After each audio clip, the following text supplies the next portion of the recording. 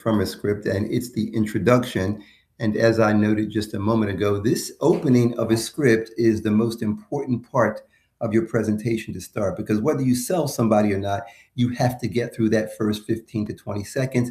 And as I mentioned, this is where people deciding whether what you say is worthy of their time. So you have to be very confident when you deliver it. So what you see up here is an example of an introduction to a script, and it starts off and says, "Hi, Vic, how's everything going today?" So it's just making a very casual introduction.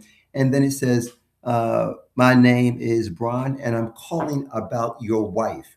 So what we're doing there, if I call someone and I say, "How are you doing?" and give them my name, and I say, "I'm calling about your wife," this is going to create curiosity. People are not going to hang up on this. They're going to want to know, what do you mean you're calling about my wife? They may not articulate that, but you created that curiosity. And that curiosity is going to allow the conversation to continue.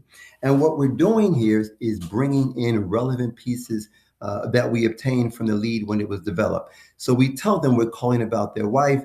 We tell them that they chose their wife as the beneficiary of their final expense burial plan, and that they said they prefer a traditional burial and they need about $50,000 to make that happen. So if that kind of information is part of the lead that you're using, you want to use it in the introduction. This is going to give a lot of credibility, and it's going to bring people back to what they said when they first became a lead. Now that you've said all of those things, you've gotten people's attention. Now they're going to allow you to continue. So the next thing we say is, we put together a quote for you based on this information and want to take a minute to review it with you.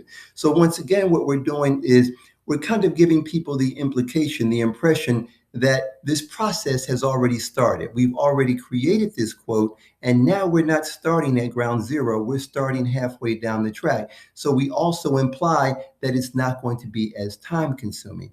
And lastly, we tell them to grab a pen and paper so that they can write this information down. And what do people always do when you ask them to grab a pen? They immediately start looking to their left, to their right, as though one is automatically available to them. So it's a distraction from anything else that they were going to say. We all get these calls every day. And one thing people are doing is just waiting for an opportunity to tell you where to go, basically. They didn't do this, they're not interested. But you put this information out there that is very personable, that is going to give you credibility, that's going to bring them back to the form they filled out. And one thing I always tell agents is this: I read very slow, but I transition between lines quickly, because I don't want to create that gap. I want them to hear everything I say before they get an opportunity to speak. So now they're going to hear all the personal information that I've just conveyed. And then at the end, when I tell them to grab a pen and paper, that's an automatic distraction from any negative comment or any denial about the form that they were about to say. They start looking for a pen. And this is how you grab control of the conversation. You